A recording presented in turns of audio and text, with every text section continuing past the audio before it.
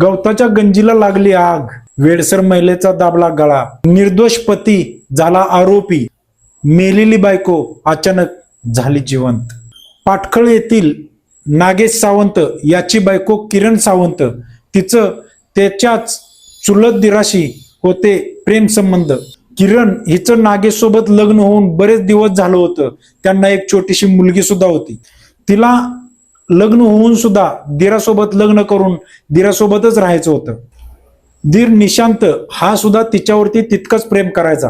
पण किरणचं लग्न झाल्यामुळे आणि तिला छोटीशी मुलगी असल्यामुळे त्यांना सोबत राहणं अशक्य झालं होतं. दीर निशांत आणि किरण या दोघांनी मिळून एक आखला प्लॅन.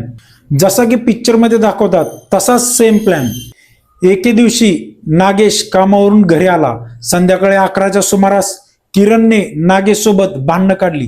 ती भांडणं एवढ्या टोकाला गेली की तिथून किरण निघून जाण्याची धमकी नागेशला देऊ लागली आणि किरण तिथून निघून गेली सुद्धा. तोच निशांत, दीर निशांत, तिचं आणि किरण ह्या दोघांचा तो प्लॅन चालू झाला.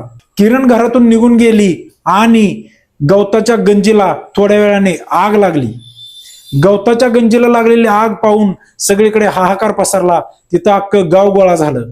गवताच्या गंजीमध्ये सगळ्यांना एक मृतदेह दिसला. तो मृतदेह एका स्त्रीचा होता. किरणच्या वडिलांना ही बातमी कळाली आणि किरणचे वडील तिथे आले. त्यांनी तो मृतदेह पाहिला आणि त्यांनी पोलिसांना सांगितलं हा मृतदेह किरणचाच आहे. पण किरणने आत्महत्या केली नसावी, तर तिची ही हत्या आहे. त्यामुळे तुम्ही खचून चौकशी करा. नवरा बायकोमध्ये झालेले अनबन यामुळे सगळ्यांचा संशय हा फक्त नागेशवरती जात होता. पोलिसांनी नागेशला अटक केली सुद्धा. पण एके दिवशी किरण ही तिच्याच दिरासोबत म्हणजे निशांत सोबत कराडमध्ये दिसली. त्या दोघांना अटक सुद्धा केलं आणि त्यांनी पोलीस स्टेशनला घेऊन आले. सगळे आश्चर्यचकित झाले होते, कारण किरण तर मेली असं सगळ्यांचा समज होता. पण अचानक किरण आली कशी? मग तो मृतदेह, त्या गवतामध्ये जळलेला जो मृतदेह होता तो कोणाचा होता हा प्रश्न सगळ्यांच्या समोर उपस्थित झाला. किरण आणि निशांत यांना पोलिसांनी विचारल्यानंतर त्यांनी त्यांचा जो प्लॅन होता तो त्यांनी सांगितला.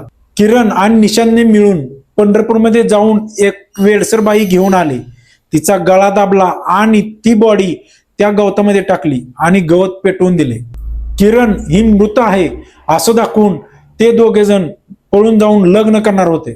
हा त्यांचा प्लॅन पूर्णपणे फसला आणि ते दोघे जण जाळ्यामध्ये सापडले.